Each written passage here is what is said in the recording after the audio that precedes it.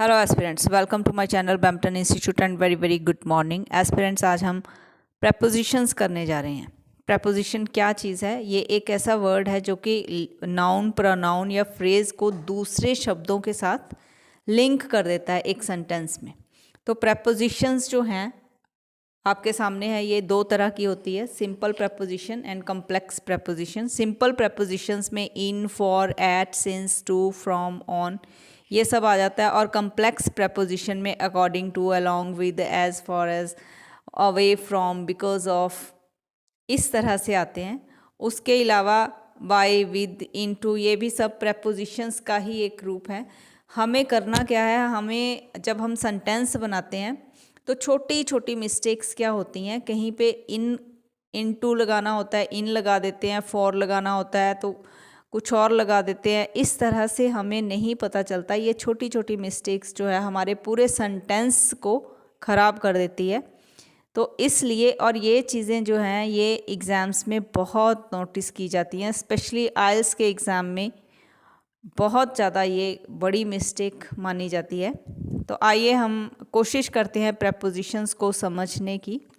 आज मैं कुछ प्रपोजिशंस करवा देती हूँ, कल हम बाकी रहती करवा देंगे। और होता क्या है ये देखिए आपके सामने है। सबसे पहले इन को हमने कैसे यूज़ करना है। इन क्या होता है? ये डिनोट करता है क्लोज और end of some period.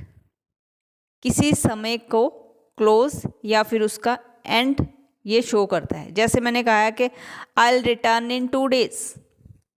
Example है कि I will return in 2 days। In 2 days का मतलब क्या है कि एंड ऑफ द पीरियड, 2 दिनों के अंत में मैं वापस आ जाऊंगा।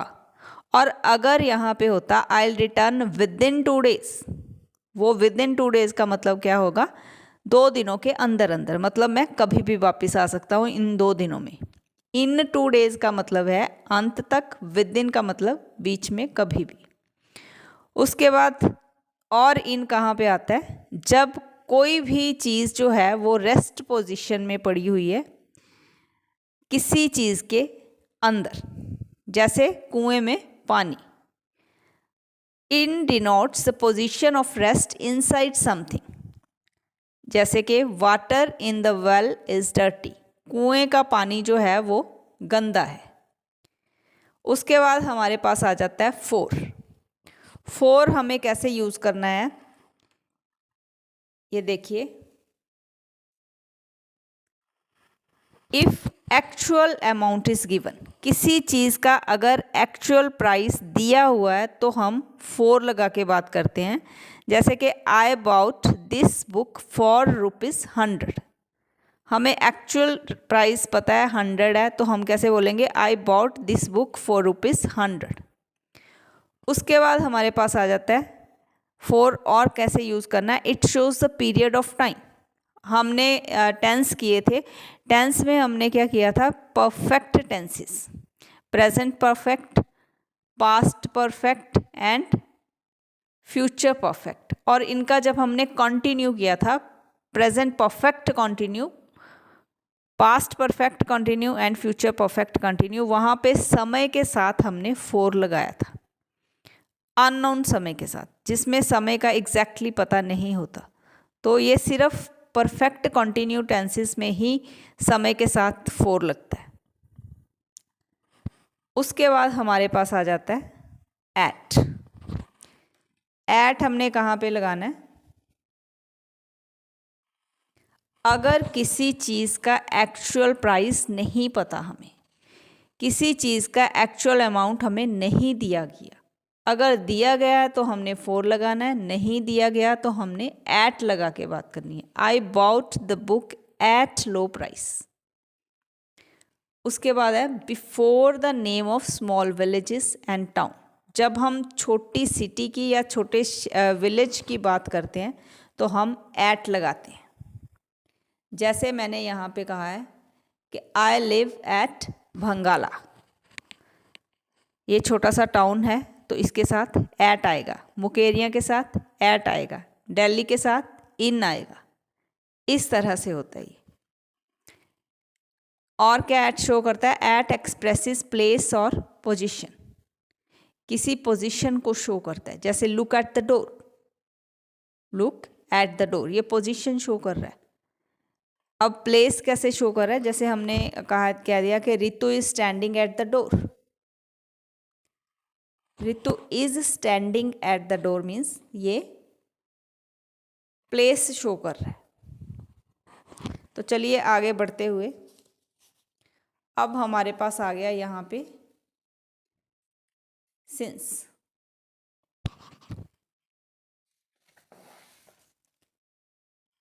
सिंस कहाँ पे यूज़ होता है? मैं पहले ही बता चुकी हूँ कि जब हमने परफेक्ट कंटिन्यू टेंसेस किए थे तो समय के साथ फॉर या फिर सिंस लग रहा था। तो एग्जैक्ट समय के साथ हमने सिंस लगाया था, point of the time. Since क्या शो करता है? Point of time, exactly.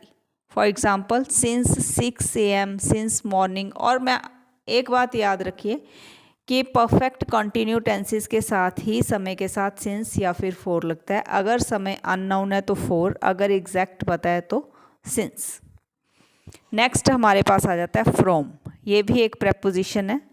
From is used for point of time but can be preceded by a verb in any case. ये पॉइंट ऑफ टाइम को ही show करता है, लेकिन verb से प्रोसीड किया जाता है। इससे पहले वर्ब आएगा, उसके बाद जब समय आता है तो फिर फ्रॉम लगा के बात करते हैं। She is busy from 6 AM, busy verb और it is प्रेसीडेड bye verb.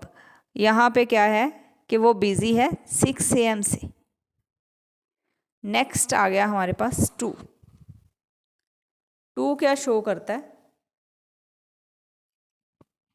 It expresses motion from one place to another, movement, एक जगह से दूसरी जगह। एक्चुअली हम सीधी भाषा में बोलें तो ये डायरेक्शन शो करता है। I go to office every day, मैं ऑफिस को जाती हूँ हर दिन। तो टू क्या शो कर रहा है? डायरेक्शन, कहाँ जाना है। उसके बाद हमारे पास आ जाता है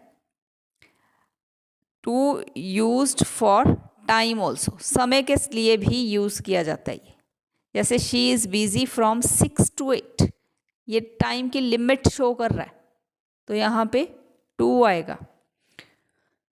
उसके बाद हमारे पास आ जाता है on. On is used with the days of the week या फिर मंथ। जैसे कि ऑन संडे, ऑन March 29। जैसे हमने कहना हो कि मेरा बर्थडे जो है वो March 29 को आता है, तो मैं कैसे बोलूँगी कि my birthday occurs on March 29। Diwali जो है वो नवंबर में आती है, दिवाली अकर ऑन नवंबर। इस तरह से ये होता है। उसके बाद आ जाता है while speaking things at rest. जब कोई चीज़ें जो है रेस्ट पोजीशन में पड़ी हुई हैं तब हमने ऑन लगा के बात करनी है। The pen is on the table, pen is on the table. अगर हमने कहना हो कि सपोज क्लर्क है वो टेबल के ऊपर बैठा है, तो हम कैसे बोलेंगे? Clerk is at the table. उसके बाद आ जाते हैं ऑन। और कहाँ पे यूज़ होता है? In case of subject matters. Subject matters के केस में ऑन यूज़ होता है। For example he is speaking on new techniques of subject matter. तो यहाँ पे ऑन लगा के हमने बात करनी है कि वो न्यू टेक्निक्स के ऊपर बात कर रही है। नेक्स्ट है फॉर पब्लिक ट्रांसपोर्ट। अगर हम पब्लिक ट्रांसपोर्ट में हैं तो हमने ऑन लगा के बात करनी है। For example I am on the plane और bus. Next is into. Into कहाँ पे आता है? Into denotes direction towards inside of something. Okay, to क्या शो कर रहा था? डायरेक्शन शो कर रहा था। जैसे मैं हर रोज ऑफिस जाती हूँ तो हमने टू लगा के बात करनी है। अब इनटू का मतलब है अंदर तक। I am into the room. अब यहाँ तक मैंने आपको प्रपोजिशन बता दी। अब मेरी आवाज़ से आप समझ लीजिए। जैसे कि अगर हम कह दें कि child is in the school, इसका मतलब है चाइल्ड जो है वो बच्चा जो है वो स्कूल में है। Child is at the school, at the school का मतलब है कि वो अपने ग्राउंड में है, या मतलब एंटर कर गया लेकिन अभी तक कक्षा में नहीं है, लेकिन स्कूल में है। और into the class means वो क्लास के अंदर तक है। He can't notice the outside activities. अब क्लास लग रही है तो children are into the class. Ma'am is in the class. In the class means ma'am जो है वो बाहर की एक्टिविटीज़ भी नोट कर सकती हैं। और एट का मतलब वहाँ पे हैं, अपनी पोजीशन पर पहुँच चुके हैं। तो धन्यवाद। प्रपोजिशंस थोड़ी बोरिंग अवश्य होती हैं लेकिन बहुत ही ज़रूरी हैं। बाकी की प्रपोजिशन हम कल करेंगे। तब तक के लिए धन्यवाद। Thank you.